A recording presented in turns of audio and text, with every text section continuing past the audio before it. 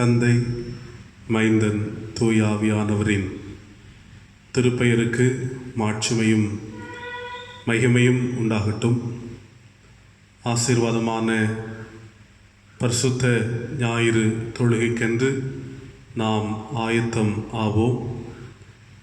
வீடுகளில் இருந்து இந்த தொழுகையில் இணைந்து ஆண்டவரை ஆராதிக்கிற நீங்களும் கருத்தோடும் ஆவியோடும் உண்மையோடும் ஆண்டவரை ஆராதிக்க உங்களை அன்போடு அழைக்கிறேன். பரிசுத்த ஆராதனைக்கு ஆரம்பமாக நாம் இணைந்து ஆண்டவரை நோக்கி பார்த்து ஜெபம் செய்வோம், ஜெபிப்போம். நாள்தோறும் நன்மைகளை நிறைவாக தந்து ஆசீர்வாதமான பாதையில் எங்களை நடத்தி செல்லுகிற அன்பின் ஆண்டவரே, இரக்கமாக கொடுத்திருக்கின்ற பரிசுத்த ஓய்வு நாளுக்காக நாங்கள் உம்மை துதிக்கிறோம், ஸ்தோத்திரிக்கின்றோம்.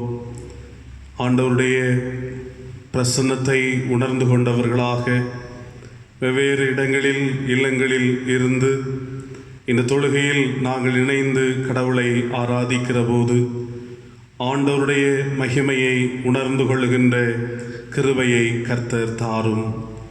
எங்களையும் மட்டும் தாங்குகின்ற ஆண்டவர் இன்னமும் எங்களை தாங்குவார் என்று சொல்லுகிற நம்பிக்கையை ஆண்டவர் எங்களுக்கு தாரும்.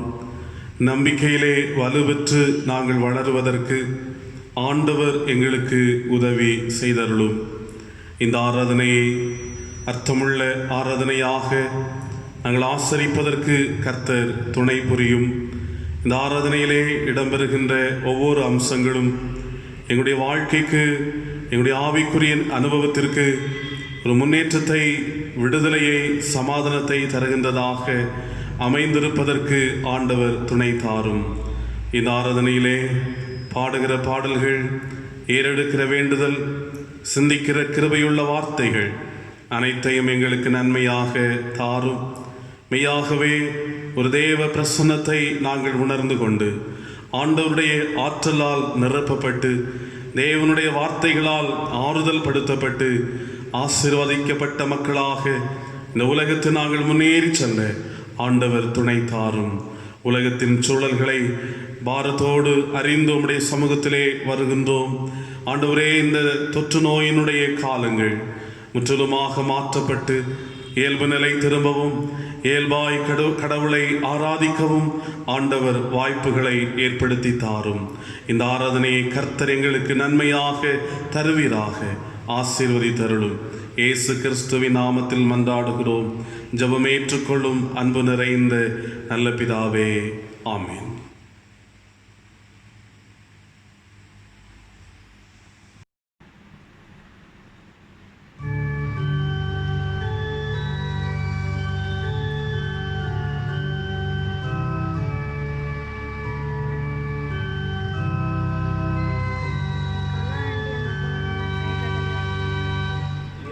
எல்லாருக்கும் நான் உன்னத கர்த்தாவே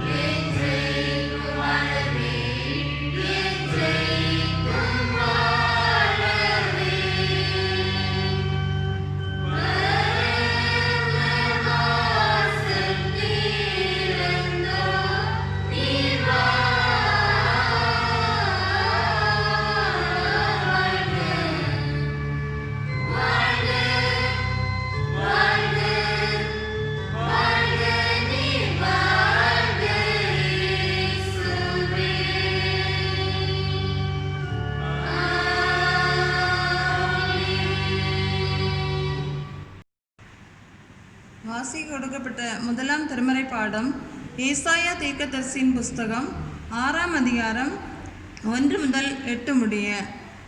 ஏசாயா 6ஆம் அதிகாரம் 1 முதல் 8 முடிய.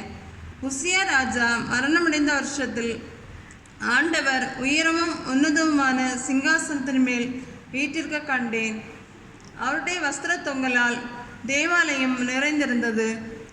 சேராபீன்கள் அவருக்கு மேலாக நின்றார்கள். அவர்களில் ஒவ்வொருவனுக்கும் அவ்வாறு செட்டைகள் இருந்தன. அவனவன் 2 செட்டைகளால் தன் தன் முகத்தை மூடி, 2 செட்டைகளால் தன் கால்களை மூடி, 2 செட்டைகளால் பறந்து ஒருவரை ஒருவர் நோக்கி, சேனையின் கர்த்தர் பரிசுத்தர் பரிசுத்தர் பரிசுத்தர், பூமி அனைத்தும் அவருடைய மகிமையால் நிறைந்திருக்கிறது என்று கூப்பிட்டு சொன்னார்கள்.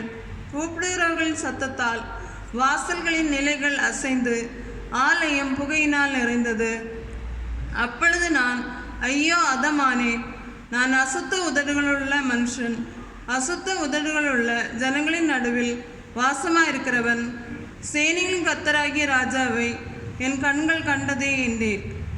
அப்பொழுது சேராபீன்களில் ஒருவன் பலிபீடத்திலிருந்து தன் கையிலே பிடித்த குறட்டால் ஒரு நெருப்பு தழலை எடுத்து என்னிடத்தில் பறந்து வந்து அதனால் என் வாயை தொட்டு, இது உன் உதடுகளை தொட்டதினால் உன் அக்கிரமம் நீங்கி உன் பாவம் நிவர்த்தியானது என்றான்.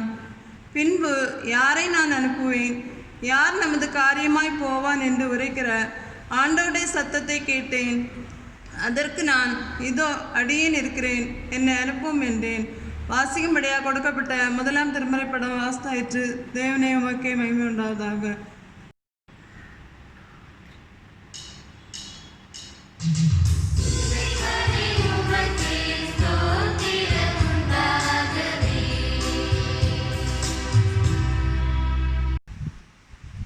வாசிக்கும்படியாக கொடுக்கப்பட்ட 2ஆம் வேத பகுதி வெளிப்படுத்தின விசேஷம் 4ஆம் அதிகாரம் வசனங்கள் 7 முதல் 11 முடிய.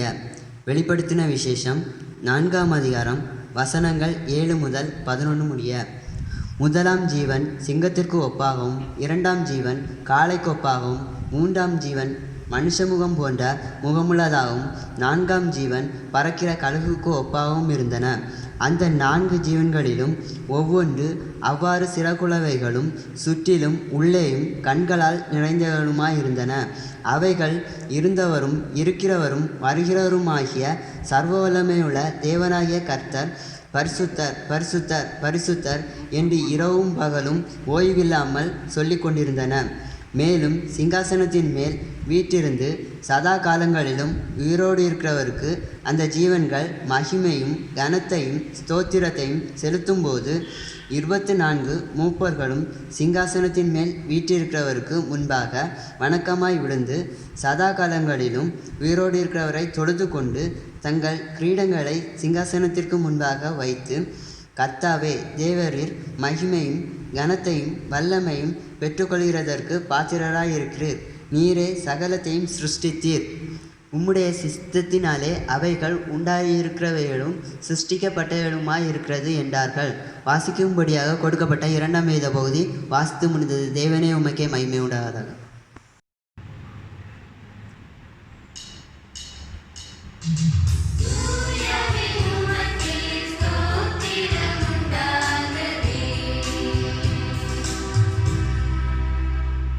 வாசிக்கும்படியாக கொடுக்கப்பட்ட நற்செய்தி பகுதி யோவான் எழுதின சுவிசேஷம் 4ஆம் அதிகாரம் வசனங்கள் 21 முதல் 24 முடிய.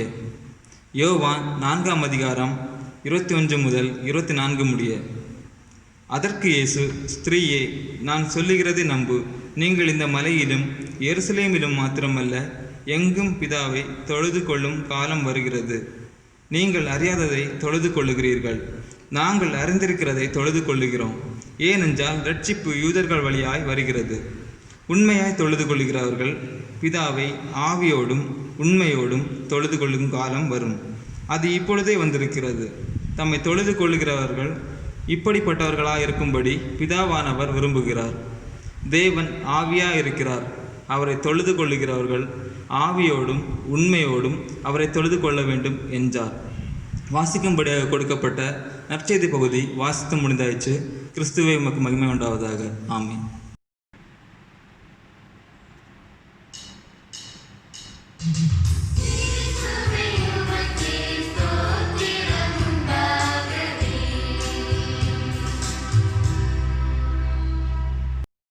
ஜெபம் செய்வோம்.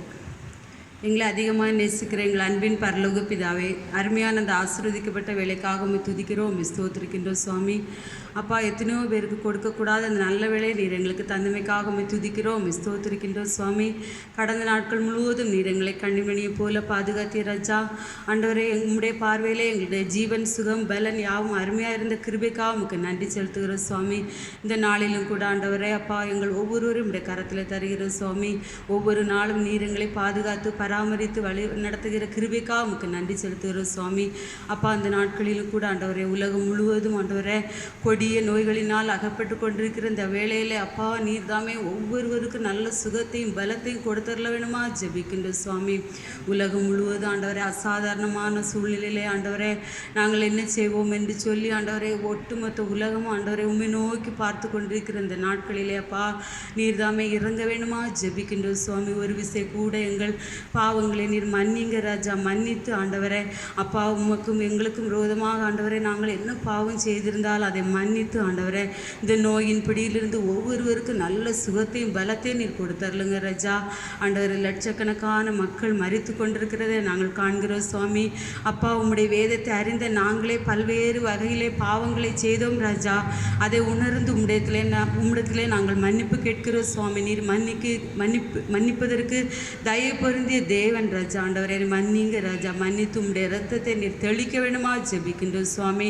அப்பா, இஸ்ரவேல் ஜனங்கள் உமக்கு விரோதமாக பாவம் செய்த போது மோசையை கொண்டு ஆண்டவரே அவன் திறப்பிலே நின்று அவர்களுக்காக ஜெபித்த போது நீர் மனம் இறங்கின தேவன் அல்லவா. ஆண்டவரே, நாங்கள் உமக்காக ஆண்டவரே எங்களுக்காக உம்மிடத்தில் மன்றாடி ஜெபிக்கிறோம் சுவாமி. எங்கள் ஜெபத்தை நீர் கேட்கிற தேவனாக இருக்கிறபடியால் ஆண்டவரே எங்கள் பாவங்களை மன்னித்து இந்த நோயிலிருந்து ஆண்டவரே பரிபூர்ண விடுதலை ஒவ்வொருவருக்கும் நீர் கொடுத்தரல வேணுமா ஜெபிக்கின்றோம் சுவாமி. ஆண்டவரே அப்பா, அநேக நாடுகளிலே தினந்தோறும் ஆயிரக்கணக்கான மக்கள் மரித்து கொண்டிருக்கிறார்கள் ராஜா. தங்கள் குடும்பங்களை இழந்து வாடிக்கொண்டிருக்கிற ஒவ்வொரு பிள்ளைகளுக்காக உம்மை துதிக்கிறோம் ஆண்டவரே. அப்பா, அவர்களை நீர் ஆண்டவரே ஆறுதலும் தேறுதலுமாக இருந்து ஆண்டவரே நீர் அவர்களுக்கு ஆறுதலையும் சமாதானத்தையும் கொடுத்தரல வேணுமா ஜெபிக்கின்றோம் சுவாமி. ஆண்டவரே, எங்கள் இந்திய தேசத்திலும் கூட ஆண்டவரே அநேக மாநிலங்களிலே ஆண்டவரே அநேக பேர் பாதிக்கப்பட்டிருக்கிறதை நான் காண்கிறோம் சுவாமி. குறிப்பாக டெல்லி, மகாராஷ்டிரா, ராஜஸ்தான், பஞ்சாப், தமிழ்நாடு இன்னும் அநேக மாநிலங்களிலே ஆண்டவரே இந்த வைரஸ் தொற்றானது நாளுக்கு நாள் அதிகரித்து கொண்டிருக்கிறதை நாங்கள் காண்கிறோம் சுவாமி. அப்பா, நீர் இரக்கமுள்ள தேவன் அல்லவா. ஆண்டவரே, அநேக ஆண்டவரே எங்கள் இந்திய தேசமானது விக்கிரக ஆராதனைகளில் அடிமைப்பட்டு இருந்தாலும் ஆண்டவர் ஒரு சில கூட்டமாக உம்மிடத்திலே நாங்கள் கெஞ்சி மன்றாடுகிற ராஜா. அவர்களுக்காக உம்மிடத்திலே நாங்கள் மன்றாடுகிற சுவாமி. நீர் மன்னிங்க ராஜா. அவங்க பாவங்களை மன்னித்து ஆண்டவரே நீர் இறங்க வேணுமா ஜெபிக்கின்ற சுவாமி. ஒரு நீதிமான் இருந்தாலும் இந்த உலகத்தை அழிக்க மாட்டேன் என்று சொல்லி அந்த ஆபிரகாமுக்கு நீர் வாக்கு கொடுத்த தேவன் அல்லவா.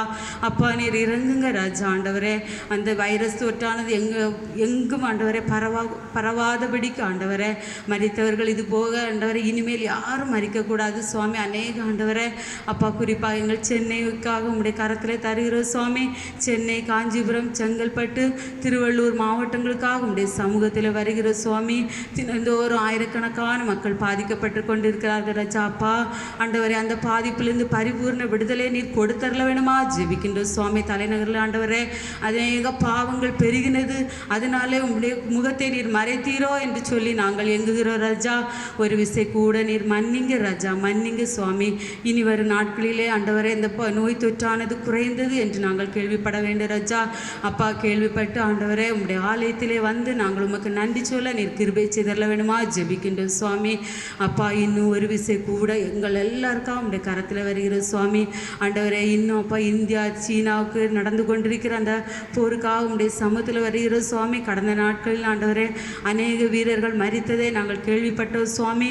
அப்பா, இனிமேல் இப்படிப்பட்ட சூழ்நிலைகள் உருவாகக்கூடாது ராஜா. எல்லைகளிலே ஆண்டவரே இருக்கிற பதட்டமான சூழ்நிலைகளை நீர் மாற்றி போட வேணுமா ஜெபிக்கின்ற சுவாமி. இரு நாடுகளும் ஒன்று கொண்டு ஒப்புரவாகி இப்பேற்பட்ட யுத்தங்கள் வராதபடிக்கு என் தேவன் நீர் பாதுகாத்து கொள்ள வேணுமா ஜெபிக்கின்ற சுவாமி. ஆண்டவரே, அந்த வீரர்களை இழந்து வாடுகின்ற அவர்கள் குடும்பங்களுக்கு நீர் ஆறுதலும் தேறு விடுதலும் அளித்தரல வேணுமா ஜெபிக்கின்ற சுவாமி. ஆண்டவரே அவருக்கு நீ சமாதான கர்த்தராக இருந்து ஆண்டவரே அவர்கள் குடும்பங்களுக்கு நீர் ஆறுதலை கொடுத்தரல வேணுமா ஜெபிக்கின்ற சுவாமி. ஆண்டவரே தலைவர்கள் பேச்சுவார்த்தையின் போது ஒரு சுமூகமான தீர்வு கிடைக்க அப்பா நீர் கிருபை செய்தரல வேணுமா ஜெபிக்கின்ற சுவாமி. அப்பா இன்னும் ஆண்டவரே எங்கள் கிராமத்துக்காக உடைய சமூகத்தில் வருகிற சுவாமி, எங்கள் கிராமத்தில் உள்ள பிள்ளைகள் ஒவ்வொருவரையும் இந்த நாள் வரைக்கும் நீர் பாதுகாத்து வருகின்ற கிருபைக்கா உமக்கு நன்றி ராஜா. ஸ்தோத்திர சுவாமி. எங்கள் கிராமத்தில் உள்ள ஒவ்வொரு குடும்பத்துக்காக ஆண்டவரே எங்கள் சபை போதகர் ஆண்டவரை மூப்பர்கள் இன்னும் ஆண்டவரை சபையில் உள்ள ஒவ்வொரு குடும்பத்திற்காக உடைய சமூகத்தில் வருகிற சுவாமி, குடும்ப தலைவர்கள் தலைவிகள் வாலிப பிள்ளைகள் சிறு பிள்ளைகள் முதியோர்கள் எல்லாரையும் உடைய செல்ல கரத்திற்குள்ளே மறைத்து நீர் பாதுகாத்து கொள்ள வேண்டுமா ஜெபிக்கின்ற சுவாமி. யாருக்கும் ஆண்டவரே எந்த பலவீனங்களும் வராதபடிக்கு என் தேவன் நீர் ஒவ்வொருவரையும் பாதுகாத்து கொள்ளுங்க ராஜா. ஆண்டவரே குடிக்கு அடிமைப்பட்டு கொண்டிருக்கிற ஆண்டவரே பெரியவர்கள் ஆண்டவரே நீர் அதிலிருந்து பரிபூர்ண விடுதலை நீர் கொடுத்தரல வேணுமா ஜெபிக்கின்ற சுவாமி. ஆண்டவரே அப்பா அந்த ஊரடங்கு காரணமாக ஆண்டவரே அநேகர் தங்கள் தொழில்களை இழந்து அப்பா கண்ணீரோடு நாங்கள் என்ன செய்வோம் என்று சொல்லி ஏங்கி உண்மை நோக்கி பார்க்கும்போது அப்பா நீர் இறங்கி ஆண்டவரே அவர்கள் இழந்த தொழில்களை நீர் அவர்களுக்கு கொடுத்தரல வேணுமா ஜெபிக்கின்ற சுவாமி. அவர்கள் வாழ்வாதாரம் மேலும் பாதிக்கப்படாதபடிக்கு அப்பா முன்பு இருந்ததை காட்டில் அவர்கள் இன்னும் ஆசீர்வதிக்கப்பட்டவர்களாய் காணப்பட என் தேவநீர் கிருபை செய்தரல வேணுமா ஜெபிக்கின்ற சுவாமி. ஒவ்வொரு குடும்பத்துக்கு நீரே பாதுகாவலராய் இருந்து ஆண்டவரே உம்முடைய தூதர்கள் உருவின பட்டயத்தை ஏந்தினவர்களாக ஒவ்வொரு குடும்பத்தையும் பாதுகாத்து கொள்ளவர்களாக ராஜா. அன்று எகிப்திலே ஆண்டவரே உம்முடைய இரத்தத்தை பூசப்பட்ட வீடுகளிலே ஆண்டவரே அந்த தூதன் கடந்து சென்றது போல ஒவ்வொரு வீட்டிலும் உம்முடைய இரத்தம் தெளிக்கப்படட்டும் ராஜா. ஸ்தோத்திரிக்கிறோம் ஆண்டவரே, உம்மை துதிக்கிறோம் உம்மை துதிக்கிறோம் உம்மை துதிக்கிறோம் ராஜா. ஆண்டவரே இன்னும் அப்பா அந்த வைரஸ்க்காக ஆண்டவரே அவர் போராடி கொண்டிருக்கிறார் ஒவ்வொரு தலைவர்கள் ஆண்டவரே அவர்கள் எடுக்கிற ஒவ்வொரு முடிவுகள் அப்பா பிரயோஜனமுள்ளவர்களாக காணப்பட நீர் கிருபை செய்தருளுங்க ராஜா. இன்னும் ஒவ்வொரு மாநிலத்தில் முதலமைச்சர்கள் அமைச்சர்கள் ஆண்டவரே மாவட்ட கலெக்டர்ஸ் ஆண்டவரே டாக்டர்ஸ் நர்சஸ் இன்னும் அப்பா சுகாதார பணியாளர்கள் எல்லாரும் உடைய கரத்தில் வைக்கிற சுவாமி. அவர்களுக்கு இப்படிப்பட்ட ஆண்டவர் பலவீனங்கள் வராதபடி அவர்கள் அந்த வைரஸ் தாக்காதபடிக்கு நீர் பாதுகாத்து கொள்ளுங்க ராஜா. அப்பா உம்மை துதிக்கிறோம் உம்மை ஸ்தோத்திரிக்கின்றோம் சுவாமி. இன்னும் இந்த ஊரடங்கு காலங்களிலே அநேக வாலிப பிள்ளைகள் ஆண்டவரே மொபைல் ஃபோனுக்கு அடிமைப்பட்டு ஆண்டவரே பலவிதமான கேம்களிலே மூழ்கி ஆண்டவரே தாங்கள் என்ன செய்கிறோம் என்பதை அறியாமல் அநேக பிள்ளைகள் காணப்படுகிறார்கள் சுவாமி. அப்படிப்பட்ட ஆண்டவரே அந்த விளையாட்டுகளிலிருந்து அவர்கள் அப்பா வெளியே வர அப்பா நீர் கிருபை செய்தரலுங்க ராஜா. பிரயோஜனமாக தங்கள் விடுமுறை நாட்களை கழிக்க நீர் கிருபை செய்தரலுங்க சுவாமி. சீக்கிரத்திலே ஆண்டவரே இந்த இது ஊரடங்கு விலக்கப்பட்டு அப்பா ஆண்டவரே இந்த வைரஸ் தொற்றால் முற்றிலும் அழியப்பட்டதாக நாங்கள் கேள்விப்பட வேண்டும் ராஜா.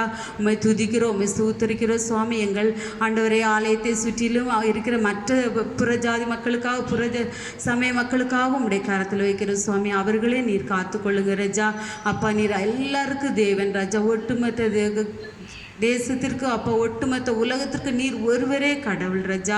அவர்களை ஆசீர்வதித்து ஒவ்வொருவரையும் நீர் பாதுகாத்து கொள்ள வேணுமா ஜெபிக்கின்றோம் சுவாமி. அப்பா உமக்கு சித்தமானால் ஆண்டவரே அதி சீக்கிரத்திலே நாங்கள் உம்முடைய ஆலயத்திலே வந்து அனைவரும் இணைந்து உம்முடைய நாமத்தை துதிக்க உம்மை மகிமைப்படுத்த நீர் கிருபை செய்தரல வேணுமா ஜெபிக்கின்றோம் சுவாமி. ஆண்டவரே அநேக நேரங்களிலே நாங்கள் உம்முடைய ஆலயத்தை குறித்து நிர்விசாரமாக இருந்தோம் ராஜா. இனிமேல் அப்படி நாங்கள் இருக்க மாட்டோம் என்று தீர்மானிக்கிறோம் சுவாமி. உம்முடைய ஆலயத்திலே வந்து ஆண்டவரே உம்மை ஒட்டுமொத்த குடும்பமாக வந்து உம்மை துதிக்க தியானிக்க அப்பா நீர் கிருபை செய்தரலோனுமா ஜெபிக்கின்றோம் சுவாமி. எல்லாரும் உடைய கரத்திலே தருகிறோம் சுவாமி. அப்பா நீர் தாமே அனைவரையும் பாதுகாத்து வழி நடத்த வேண்டுமாறு மீட்பர் பாதம் முத்தமிட்டு கேட்கிறேன் எங்கள் ஜீவனுள்ள நல்ல பிதாவே ஆமென். நாம் அனைவரும் இணைந்து இயேசுநாதர் கற்பித்து தந்த ஜெபத்தை ஏறெடுப்போம். பரமண்டலங்களில் இருக்கிற எங்கள் பிதாவே, உம்முடைய நாமம் மகிமைப்படுவதாக, உம்முடைய ராஜ்யம் வருவதாக, உம்முடைய சித்தம் பரலோகத்திலே செய்யப்படுகிறது போல பூலோகத்திலும் செய்யப்படுவதாக. எங்களுக்கு வேண்டிய ஆகாரத்தை இன்று எங்களுக்கு தாரும்.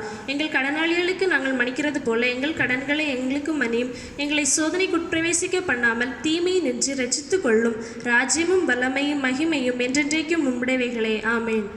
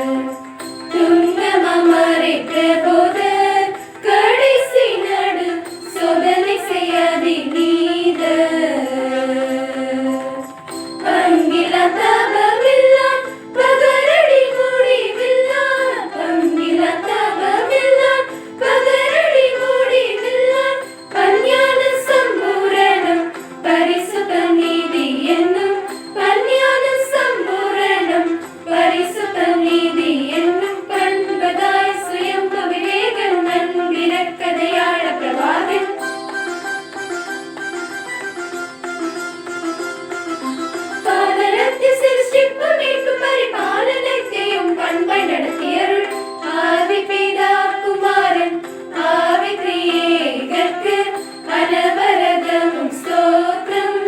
திரியேகர்க்கு அனவரதமும் ஸ்தோத்திரம். சா நிகசனி பாமகமபா சபமக சகமபனிசா நிகசனி பாமகமபா சபமக சகமபனிசா கசகசனி பனி சனி சனி பமபானி பனி பமக சகமகசா.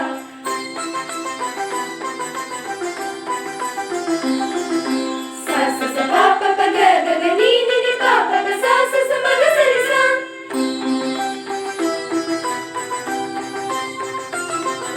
சதா சனி சனி பனி பம பம க ப பனி சா க ம பனி சா க ம பனி சா.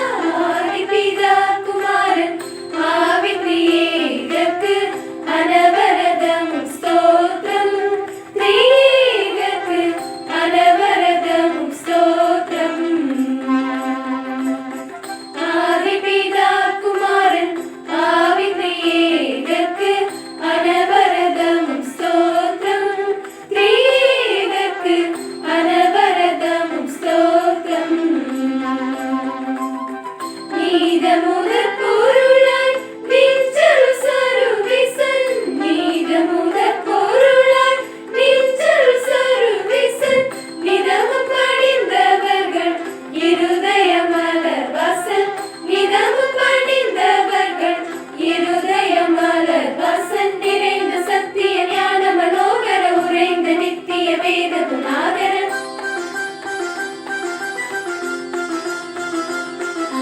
மீடு மாறி திரிசூழ மேதினி மூடு பாவை இருளோடவே அரசை. ஆதி பிதா குமாரன் ஆவி திரியேகர்க்கு அனவரதமும் ஸ்தோத்திரம். திரியேகர்க்கு அனவரதமும் ஸ்தோத்திரம்.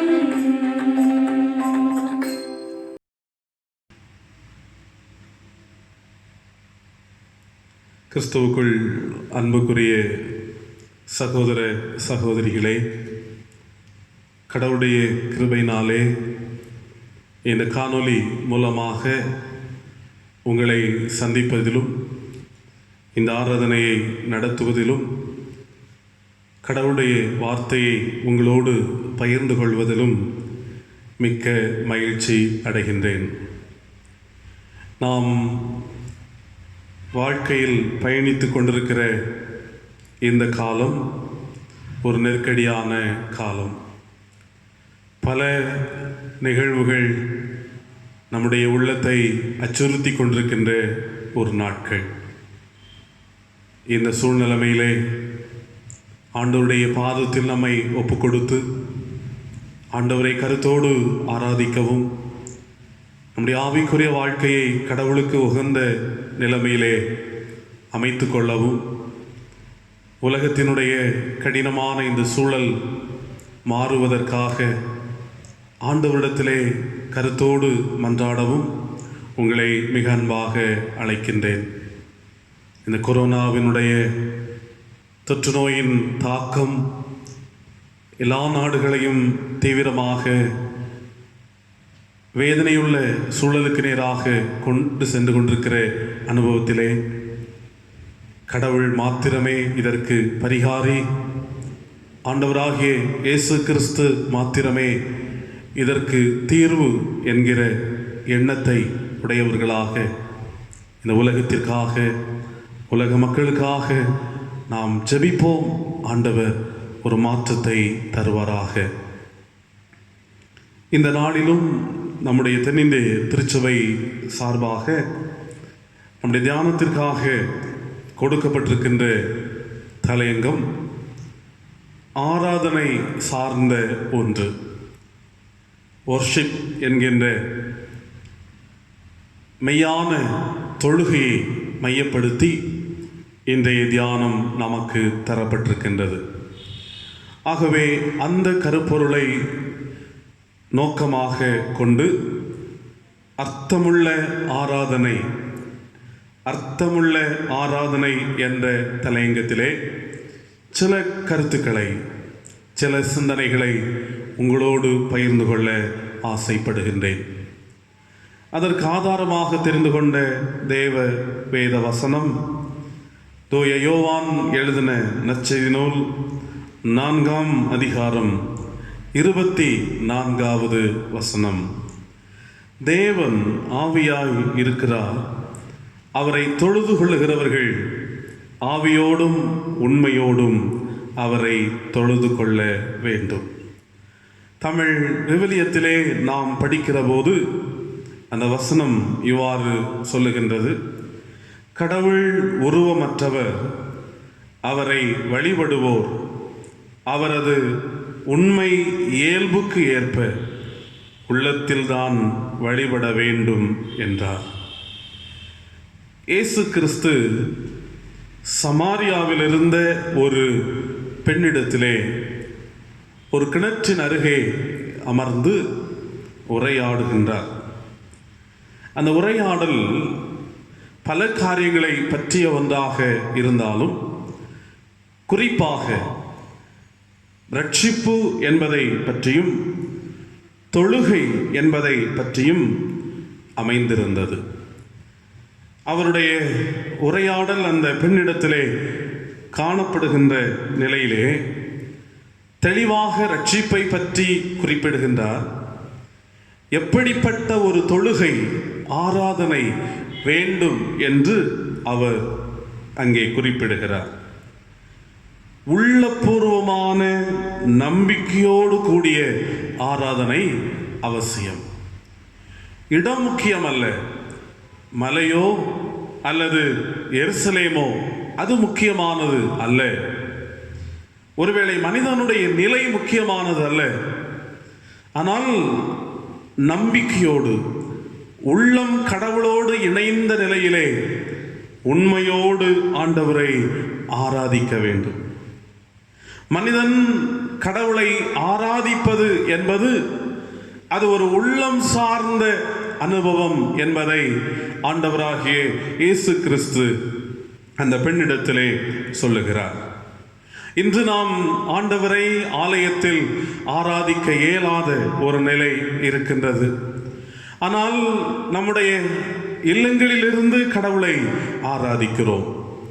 ஒன்றை நாம் புரிந்து கொள்ள வேண்டும்: ஆலயத்தில் நான் ஆண்டவரை ஆராதித்தாலும், இந்த கால சூழ்நிலைமையில் இல்லங்களிலிருந்து நான் ஆராதித்தாலும், என்னுடைய வாழ்க்கையில் கடவுள் விரும்புவது என்ன என்று சொன்னால், அல்லது அர்த்தமுள்ள ஒரு பொருள் பொதிந்த தொழுகை ஆராதனை என்னவென்று சொன்னால், என்னுடைய உள்ளம் ஆண்டவரோடு இணைய வேண்டும், உள்ளபூர்வமாக நான் கடவுளை வழிபட வேண்டும்.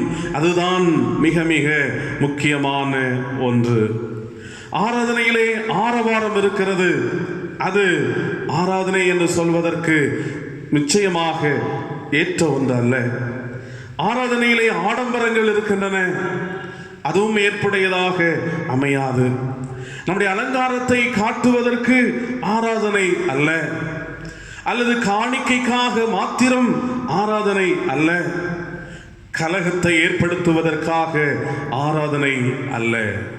நம்முடைய உள்ளம் கடவுளோடு ஒருங்கிணைய வேண்டும், நம்முடைய உள்ளம் இறைவனிடத்திலே இணைய வேண்டும். அதுதான் உண்மையான ஆராதனை. கடவுள் இயேசு கிறிஸ்துவானவர் ஓமையிலே அவர் சொல்லுகிற போது அந்த ஆயக்காரன் பரிசேயனுடைய ஓமையிலே குறிப்பிடுகின்றார். 2 பேரும் ஆலயம் செல்லுகின்றார்கள் ஆண்டவரை நோக்கி பார்த்து ஜெபிப்பதற்காக. ஆராதனையினுடைய ஒரு பங்கு அல்லது ஒரு அங்கம் என்று சொல்லுகிற போது ஜெபம் என்பதை நாம் சொல்லலாம். ஜெபிக்கத்தான் சென்றார்கள், ஆனால் அவர்களுடைய உள்ளம் 2 பட்ட நிலையிலே இருந்தது. பரிசேயனுடைய உள்ளமானது இறைவனோடு இணைகின்ற நிலையிலே இல்லை. ஆயக்காரனுடைய உள்ளமோ கடவுளோடு இணைகின்ற நிலைமைக்கு இருந்தது. இணைகின்ற நிலையிலே ஜெபிக்கிறார், இறைவனோடு இணைகின்ற நிலையிலே ஆராதனை செய்கிறார். ஆண்டவர் சொல்லுகிற போது சொல்லுகின்றார், இவன் நீதிமான் என்று குறிப்பிடுகிறதை நாம் படிக்கிறோம்.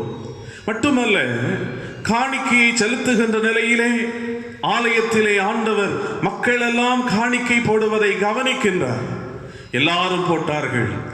ஏழைகளும் பணக்காரர்களும் ஆண்டவருடைய ஆலயத்திலே ஆராதனையினுடைய ஒரு அங்கமாக இருக்கின்ற கடவுளுக்கு நன்றி சொல்லுகின்ற நிலையிலே அவர்கள் காணிக்கைகளை செலுத்தி கொண்டு வந்தார்கள்.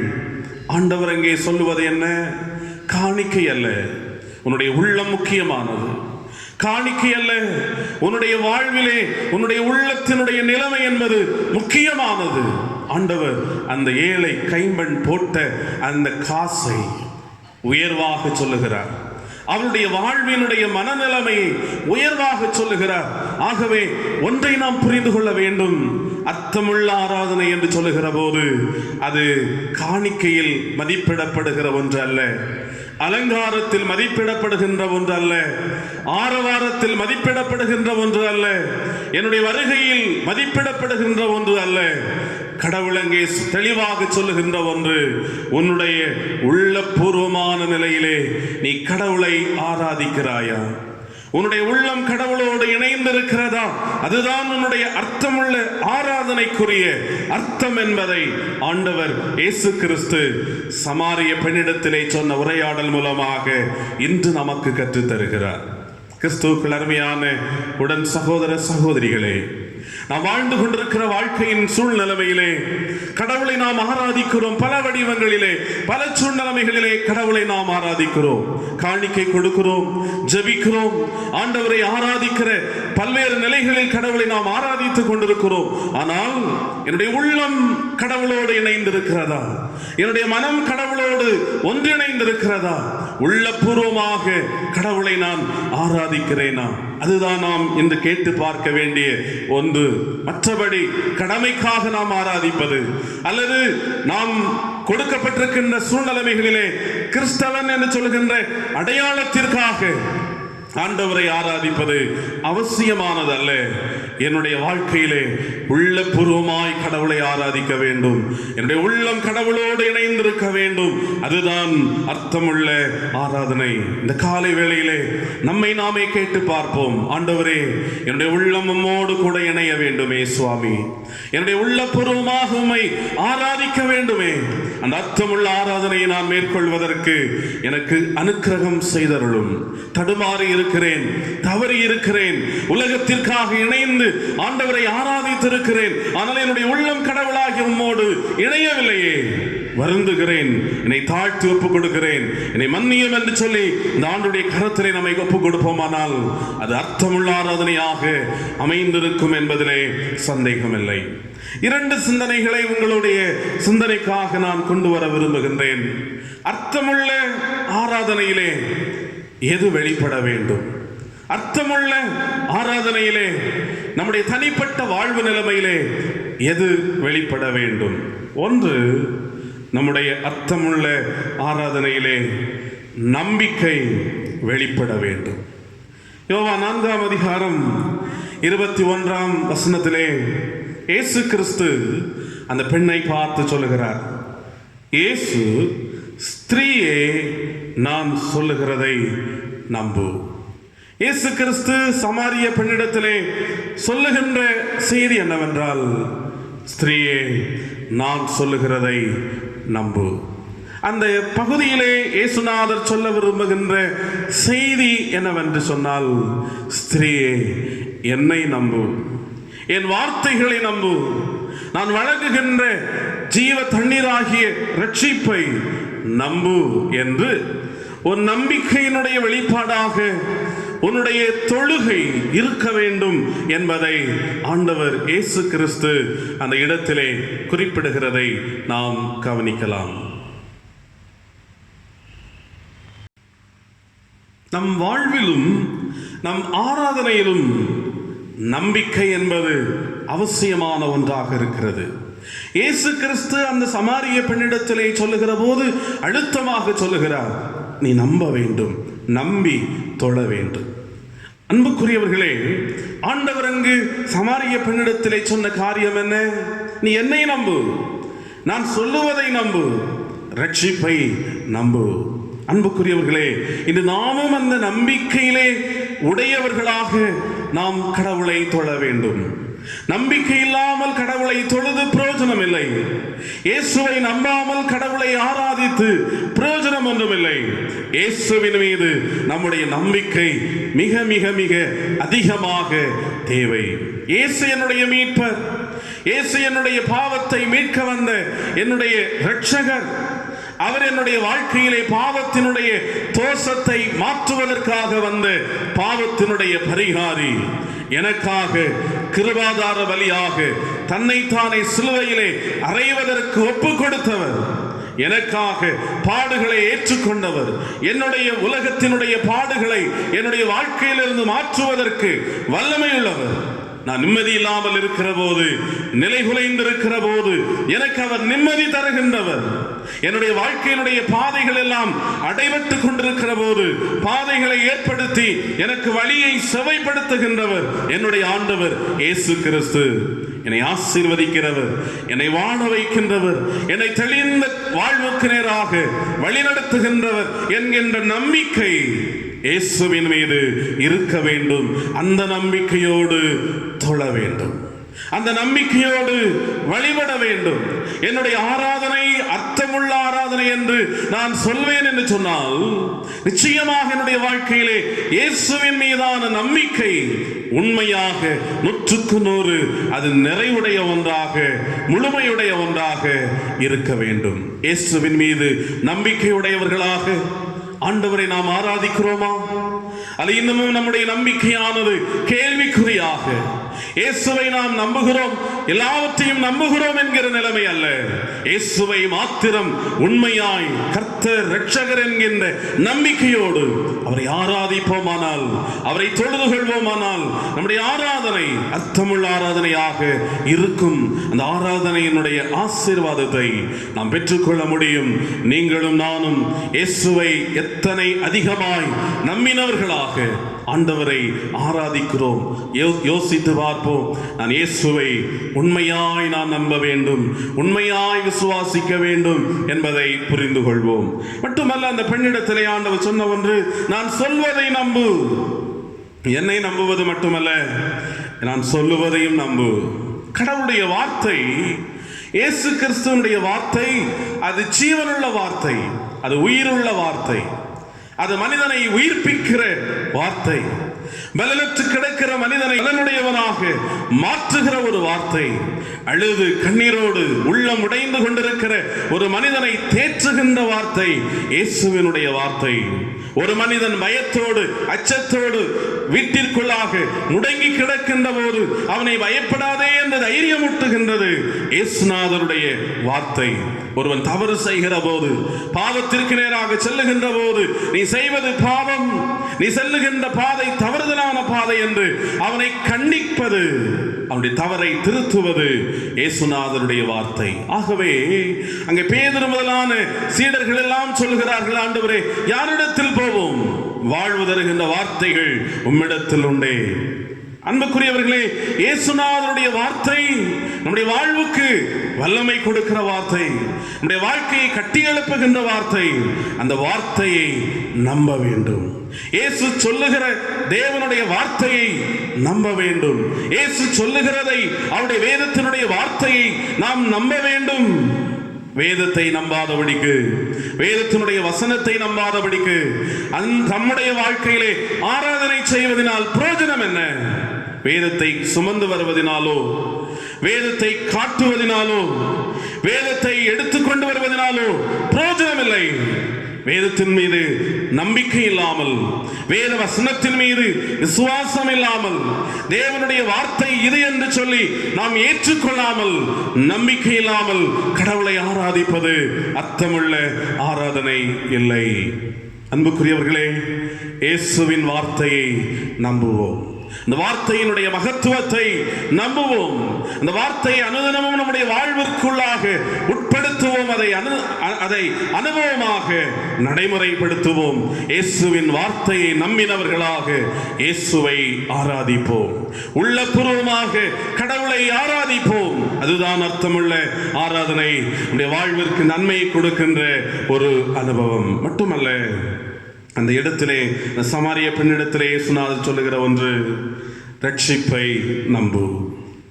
பாவத்திலே வாழ்ந்து கொண்டிருப்பது வாழ்க்கையினுடைய தீமைக்கு நேராக கொண்டு போய்விடும்.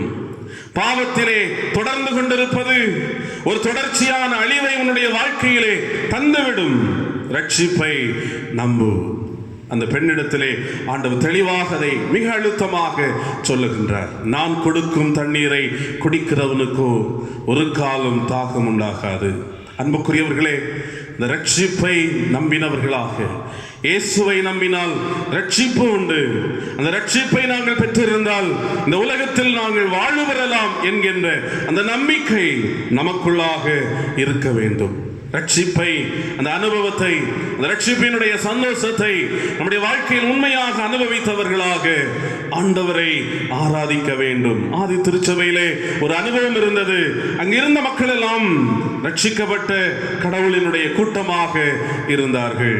அன்புக்குரியவர்களே, நம்முடைய நம்பிக்கை நாம் ரட்சிக்கப்பட்டோம் என்பதிலே நிலையான ஒன்றாக இருக்கிறதா?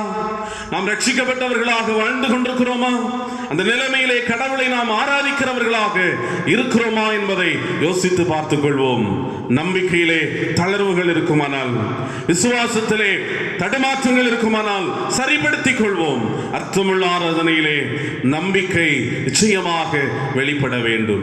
நான் இயேசுவை நம்புகிறேன், இயேசுவின் வார்த்தையை நம்புகிறேன், அவர் தருகின்ற ரட்சிப்பை நம்புகிறேன், அந்த அனுபவத்தை நான் பெற்றிருக்கிறேன், அந்த அனுபவத்தோடு கடவுளை நான் ஆராதிக்கிறேன், உள்ளபூர்வமாக கடவுளை ஆராதிக்கிறேன் என்ற அனுபவம் நிச்சயமாக நம்முடைய வாழ்க்கையில் இருக்குமானால் அது அர்த்தமுள்ள ஆராதனையாக இருக்கும்.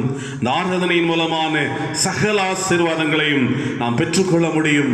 நிச்சயமாக நம்முடைய வாழ்க்கை ஒரு நன்மைக்குரிய வாழ்வாக அமைந்திருக்கும். அல்லாத பட்சத்திலே நாம் எங்கு ஆராதித்தாலும், எந்த நிலைமையில் ஆராதித்தாலும் பயனில்லை என்பதை உணர்ந்து கொள்வோம்.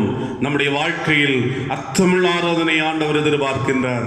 நம்முடைய உள்ளம் கடவுளோடு இணைந்து ஆராதிக்க வேண்டும் என்று சொல்லி கடவுள் எதிர்பார்க்கின்றார். நம்முடைய நம்பிக்கை சிறந்த ஒன்றாக இருக்க வேண்டும் என்று சொல்லி ஆண்டவர் எதிர்பார்க்கிறார். யோசித்து பார்ப்போம், நான் நம்பிக்கையிலே எப்படி இருக்கிறேன்? இரண்டாவதாக ஆண்டவர் எதிர்பார்க்கின்ற ஒரு காரியம் அர்த்தமுள்ள ஆராதனை என்று சொல்லுகிற போது அதிலே நம்முடைய விசுவாசம், நம்முடைய நம்பிக்கை வெளிப்பட வேண்டும் என்பதை நாம் சிந்தித்தோம். இரண்டாவது ஒன்று, நம்முடைய அர்த்தமுள்ள ஆராதனையிலே அர்ப்பணிப்பு என்பது வெளிப்பட வேண்டும். அர்ப்பணிப்பு என்பது வெளிப்பட வேண்டும்.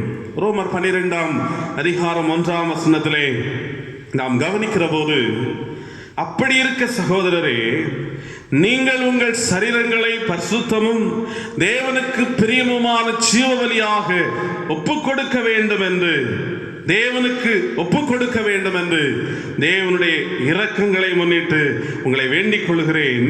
இதுவே நீங்கள் செய்யத்தக்க புத்தியுள்ள ஆராதனை. உங்களை பரிசுத்தமாக ஜீவபலியாக கடவுளுக்கு நீங்கள் உங்களை ஒப்புக் கொடுக்க வேண்டும். அதுதான் ஆராதனை, அதுதான் அர்த்தமுள்ள ஆராதனை என்று அங்கே பவுல் ரோம திருச்சபைக்கு எழுதுகிற போது சொல்லுகின்றார். ஆகவே ஆராதனை அர்த்தமுள்ள ஒன்று என்று சொல்லுகிற போது அந்த ஆராதனையில் நான் கடவுளை தொழுது கொள்வது என்பது என்னுடைய அர்ப்பணத்திலே வெளிப்பட வேண்டும். நான் ஆராதனை ஆண்டவருக்கு செய்கிறேன் என்று சொன்னால், நான் கடவுளை நோக்கி பார்த்து ஜெபிக்கிறேன், ஆண்டவரை புகழ்ந்து பாடுகிறேன், ஆண்டவருக்கு நான் காணிக்கை கொடுக்கிறேன், ஆண்டவரை நான் துதிக்கிறேன், மகிமைப்படுத்துகிறேன், என்னுடைய பாவத்தை அறிக்கை செய்கிறேன் என்கின்ற நிலைமையிலே கடவுளை ஆராதிக்கிற ஒரு அனுபவத்தை நான் பெற்றிருக்கிறேன் என்று சொல்லுகிற போது நான் அர்ப்பணம் உடையவனாக வாழ்ந்து கொண்டிருக்கிறேன் என்பது மிக மிக முக்கியமான ஒன்று. இங்கே தெளிவாக சொல்லுகிறார், உங்களை ஜீவபலியாக ஆண்டவருக்கு நீங்கள் ஒப்புக் கொடுக்க வேண்டும். உங்களுடைய வாழ்க்கையில் பரிசுத்தமுள்ளவர்களாக கடவுளுக்கு என்று உங்களை ஒப்புக் கொடுக்க வேண்டும். அதுதான் அர்த்தமுள்ள ஆராதனை. ஏசாயாவினுடைய 6ஆம் அதிகாரத்திலே இந்த பழைய ஏற்பாட்டு பகுதியை நீங்கள் படித்து பாருங்கள். அங்கே ஏசாயா ஒரு காட்சி காண்கிறார். தேவனுடைய ஆலயத்திலே ஆராதிக்கிற ஒரு காட்சி. தூதர்கள் எல்லாம் துதித்துக் கொண்டிருக்கின்றார்கள். கடவுளுடைய பிரசன்னம் ஆலயத்திலே மகிமையாக நிரம்பி இருக்கிறது. அந்த இடத்திலே அவர் காட்சி காணுகிறார். என்ன சொல்லுகிறார்? நான் பாவியான மனிதன், ஐயோ நான் பாவமான வார்த்தைகளை, அசுத்தமான வார்த்தைகளை பேசுகின்ற ஒரு மனிதன், அசுத்தமான வார்த்தைகளை பேசுகின்ற மக்களோடு என்னுடைய என்னுடைய தொடர்பு இருக்கிறது.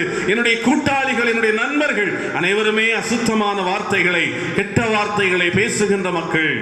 அந்த மக்களோடு தான் என்னுடைய ஐக்கியம் இருக்கிறது.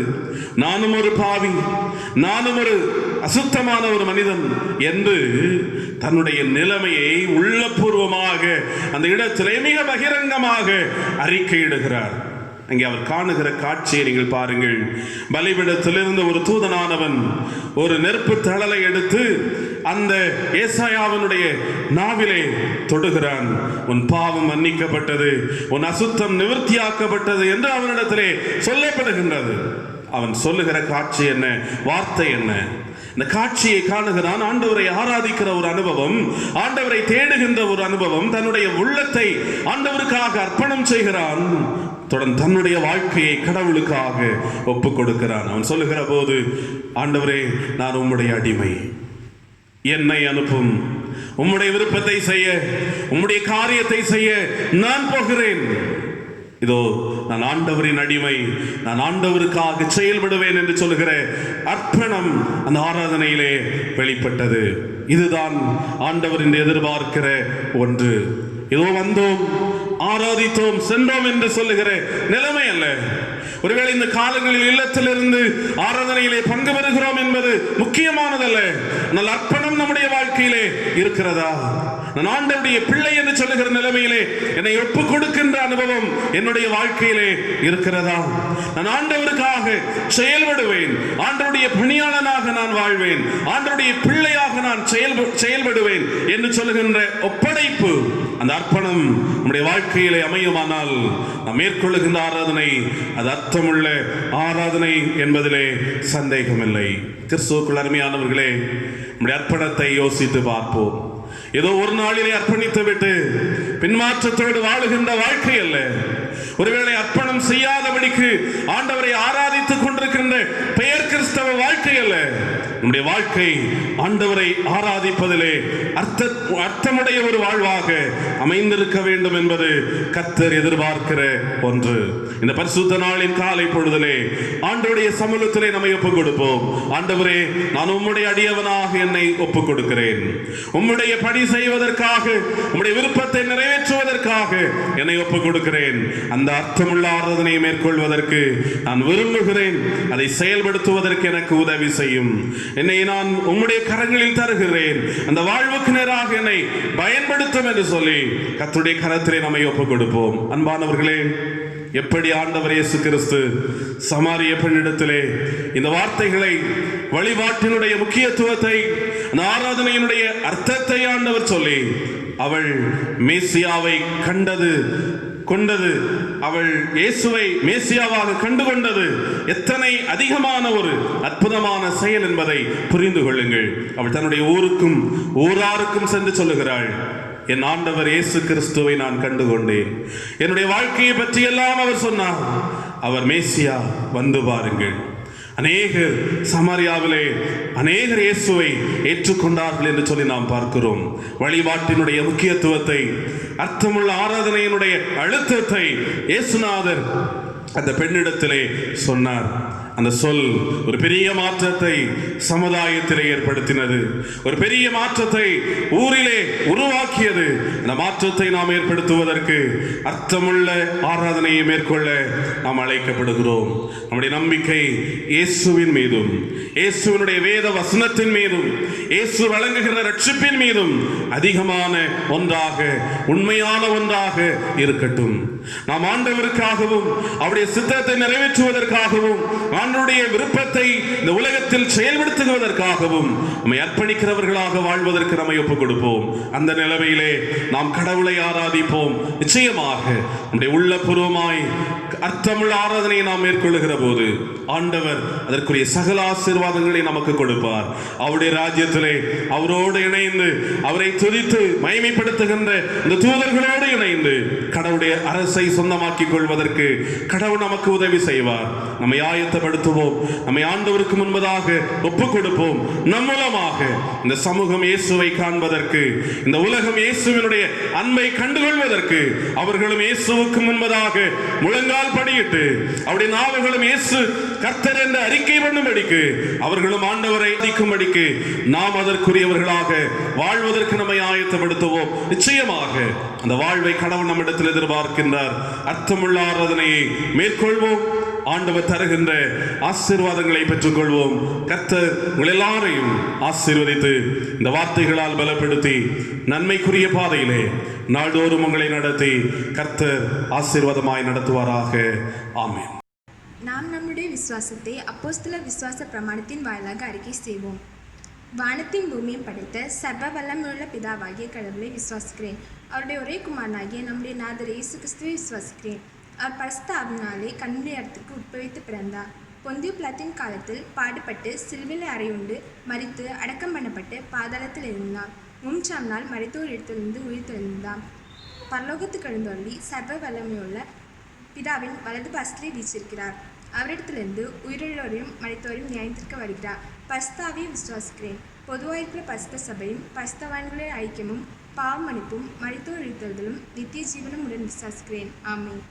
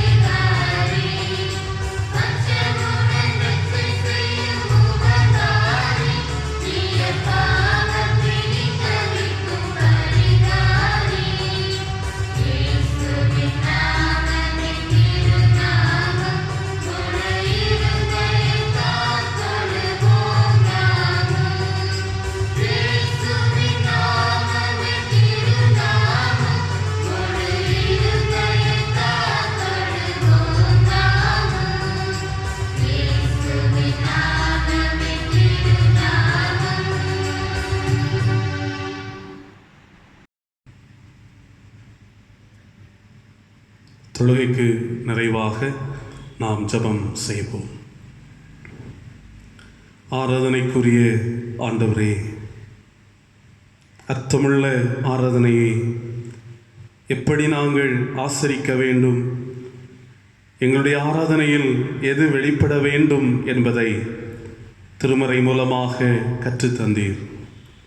ஆண்டவரே, பல நிலைமைகளில் நாங்கள் உம்மை ஆராதிக்கிறோம். ஆனால் அந்த ஆராதனை அர்த்தமுள்ள ஒன்றாக அமைய வேண்டும் என்பதை நீர் எதிர்பார்க்கிறீர். நம்பிக்கை இல்லாமல் நாங்கள் ஆராதித்து பயனில்லை. ஒப்படைப்பு அர்ப்பணம் இல்லாமல் ஆண்டவரை ஆராதித்து நாங்கள் பயனில்லை. எங்களுடைய உள்ளம் ஆண்டவரோடு இணைய வேண்டுமே. எங்களுடைய உள்ளம் இயேசுவோடு ஒன்றிணைய வேண்டுமே. அந்த அனுபவத்தோடு நாங்கள் ஆண்டவரை ஆராதிக்க வேண்டுமே. இயேசுதான் மெய்யான இரட்சகர் என்பதை விசுவாசித்து, இயேசுவின் வார்த்தைகளை நம்பி, இயேசு வழங்குகின்ற இரட்சிப்பை நம்பி நாங்கள் கடவுளை ஆராதிக்க வேண்டுமே. நாங்கள் இயேசுவின் பிள்ளை, இயேசுவின் விருப்பத்தை மாத்திரம் செய்வோம் என்று சொல்லுகின்ற அந்த அர்ப்பணம் எங்களுடைய வாழ்க்கையில் தேவையே. இதை செய்வதற்கு எங்களுக்கு பலன் தாரும் ஐயா. இந்த அர்த்தமுள்ள ஆராதனை நாங்கள் மேற்கொள்வதற்கு நீர் எங்களுக்கு உதவி செய்யும் கர்த்தாவே. இந்த உலகத்தோடு இணைந்து வாழ்ந்து கொண்டிருக்கின்ற ஒரு வாழ்வு அல்ல, எங்களுடைய வாழ்க்கையை எதிர்பார்க்கின்ற ஒரு வேறுபட்ட வாழ்க்கையை நாங்கள் வாழ்வதற்கு ஆண்டவர் எங்களை பலப்படுத்துவீராக. கர்த்தாவே, இந்த காலங்கள் ஒருவேளை நாங்கள் இணைந்து கடவுளை ஆராதிக்க இயலாத ஒரு நிலைமை இருந்தாலும் கூட, இல்லங்களில் இருந்து ஆண்டவரை நோக்கி பார்த்து நாங்கள் ஆராதிக்கின்ற இந்த சூழல்களிலே எங்களுடைய உள்ளம் இயேசுவோடு இணைகின்றதா? எங்களுடைய உள்ளம் எங்களை உருவாக்கிய கர்த்தரோடு இணைந்திருக்கிறதா? எங்களுடைய உள்ளம் இணைந்த நிலைமையிலே மனப்பூர்வமாய், உள்ளபூர்வமாய், உண்மையாய் நான் கடவுளை ஆராதிக்கிறேனா என்பதை சிந்தித்து பார்த்து நாங்கள் எங்களை சரிப்படுத்திக் கொள்வதற்கு ஆண்டவர் எங்களுக்கு கிருபை தாரும். தகப்பனே, நீ தந்த திருச்சபை ஆசீர்வதித்தருளும். திருச்சபையினுடைய எல்லா மக்களையும் ஆண்டவர் ஆசீர்வாதமாக நன்மையின் பாதையிலே கர்த்தர் நீர் நடத்துவீராக. ஆண்டவரே, பல தேவைகளோடு இருக்கிற மக்களுடைய தேவைகளை ஆண்டவர் சந்தித்தருளும். பலவிதமான கஷ்டங்களிலே கண்ணீரோடு இருக்கிற மக்களுடைய வாழ்க்கையை நீர் கட்டியெழுப்பும். படிக்கிற பிள்ளைகளை ஞானத்தால் நிரப்பினை நடத்துவீராக. ஒவ்வொருடைய வேலைகளை கர்த்தர் நீர் ஆசீர்வதிப்பீராக. ஒவ்வொருடைய எதிர்காலங்களை கர்த்தர் நீர் ஆசீர்வாதமாய் அமைத்து கொடுப்பீராக. கிராமத்தை ஆசீர்வதியும். இந்த பகுதிகளில் வாழுகின்ற மக்களை கர்த்தர் ஆசீர்வதியும். இந்த எங்கள் தமிழகத்தை கர்த்தர் ஆசீர்வதிப்பீராக.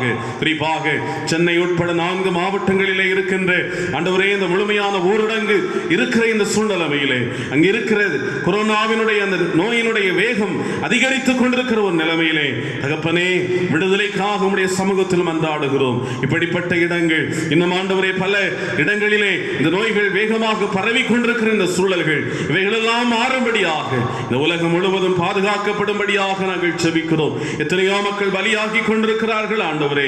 எத்தனையோ உயிர்கள் போய்விட்டு கொண்டிருக்கிறது ஆண்டவரே. எத்தனையோ குடும்பங்கள் அநாதைகளாக, திக்கற்றவர்களாக, வழி தெரியாதவர்களாக வாழ்ந்து கொண்டிருக்கிறார்கள் ஆண்டவரே. ஒரு வாழ்வை கட்டியெழுப்பும் ஐயா. ஒரு புதிய மாற்றத்தை நீர் ஏற்படுத்தும் ஆண்டவரே. உம்முடைய மன உருக்கத்தை வெளிப்படுத்தி எங்கள் தேசங்கள் எல்லாம் சுபிட்சம் அடைவதற்கு ஆண்டவர் கிருபை செய்வீராக. மிஷனரி பணிகளை கர்த்தர் ஆசீர்வதித்து தாரும். நற்செய்தி பணிகளை கர்த்தர் ஆசீர்வதித்து தாரும். எல்லா இடங்களிலும் இருக்கிற திருச்சபைகளை ஆண்டவர் ஆசீர்வதிப்பீராக. சிறப்பாக எங்களுடைய தென்னிந்திய திருச்சபையை ஆசீர்வதித்தருளும். ஆண்டவரே, எங்களுடைய குமரி பேராயத்தை கர்த்தர் நீர் ஆசீர்வதியும். எங்களுடைய குமரி பேராயருக்காக நன்றி சொல்கிறோம். தொடர்ந்து கர்த்தர் அவர்களை பலப்படுத்தி பயன்படுத்துவீராக. அவள் மூலமாக எங்களுடைய பேராயம் எல்லா நிலைமைகளிலும் வளர்ந்து பெருகுவதற்கு ஆண்டவர் துணை தாரும் கர்த்தாவே.